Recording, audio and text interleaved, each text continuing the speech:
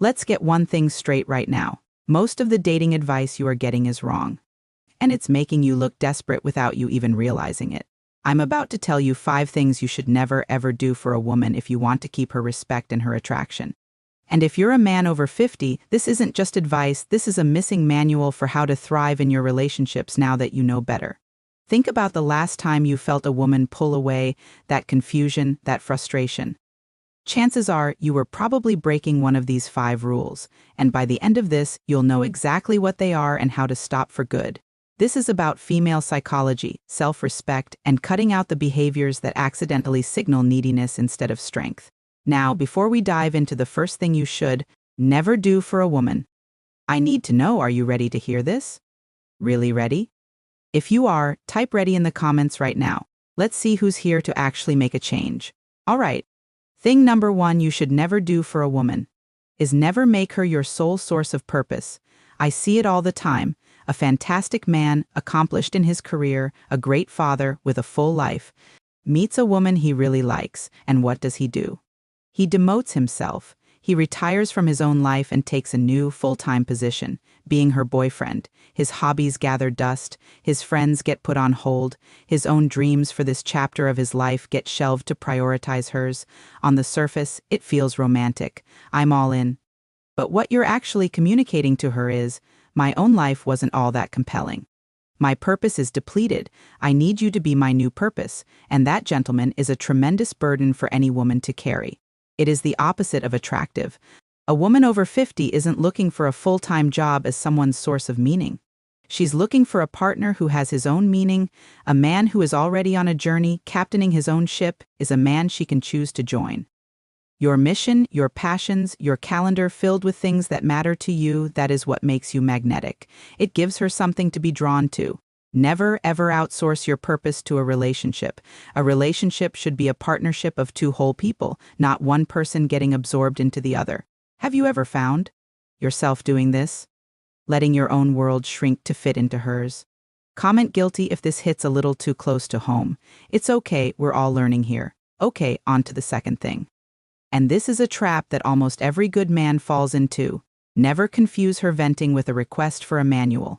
Here's the scenario. She's had a long day, something frustrating happened. She tells you about it. Your brain, wired to solve problems, to provide, immediately kicks into gear. You start offering solutions. Well, have you tried this? You should call so-and-so. Here's what I would do. Stop right there. 99% of the time, when a woman is sharing a problem, she is not asking you to fix it. She is asking you to feel it with her. She is offering you an invitation into her emotional world. The moment you switch into fix-it mode, you are essentially rejecting that invitation. You're saying, I'm uncomfortable with these messy feelings. Let's quickly solve this so we can get back to normal. What she needs is connection. She needs you to listen, to nod, and to say, man, that sounds incredibly frustrating. I can't believe you had to deal with that. That's it. That is the magic. That makes her feel heard, understood, and safe. Your job isn't to be her mechanic. It's to be her sanctuary. Solving the problem is what you do after you've connected emotionally, and only if she explicitly asks for your help. Your silent, present listening is more powerful than any solution you can devise. Still with me? This is a big shift for a lot of us. If you're getting this, if you see the difference, type yes in the comments. Let me know this is landing. All right, let's get into the third thing. This is where your self-respect truly lives or dies. Never apologize for your boundaries. A boundary is not a threat, an ultimatum, or a punishment. A boundary is simply what you are willing to accept. It's your personal rulebook for how you expect to be treated. It could be, I will not be yelled at, or I need one night a week for my own hobbies, or I won't lend money to friends.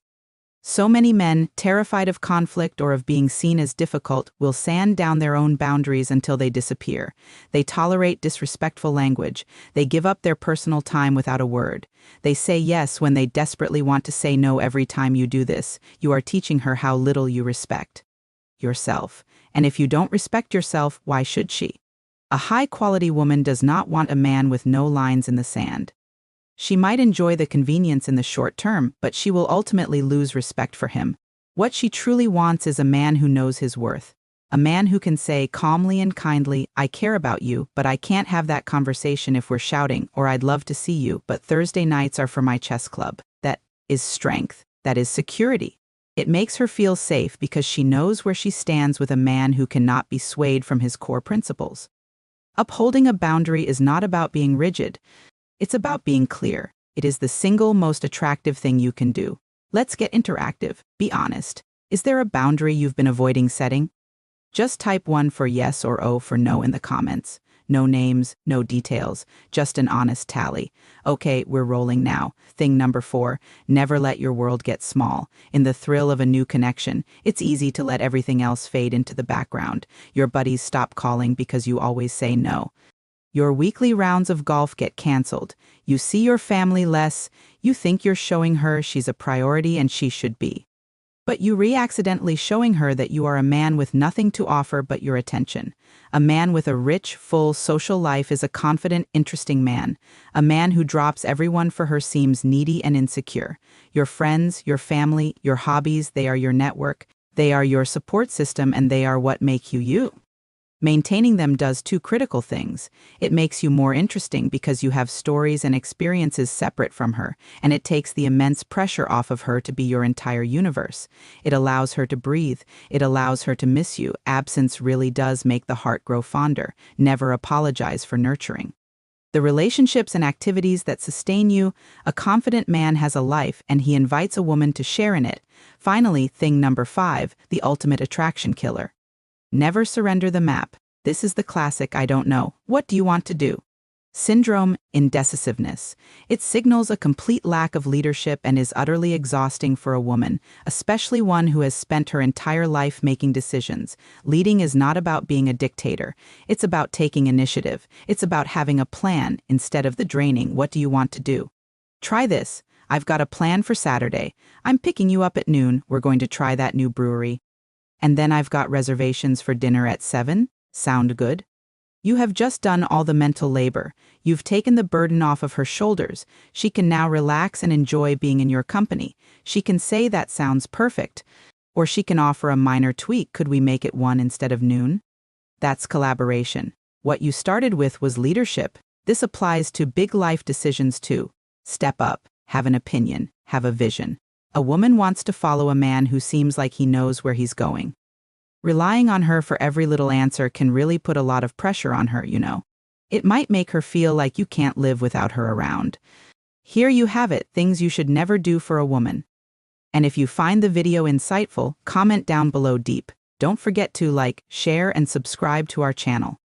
Now, even though we're almost at the end of the video, I know you're going to try to make me say it. So just so you know, this is not a diss track. This is not about putting women on a pedestal. This is simply about giving you some advice that hopefully will help you in your romantic relationships. Thanks for watching. Bye-bye.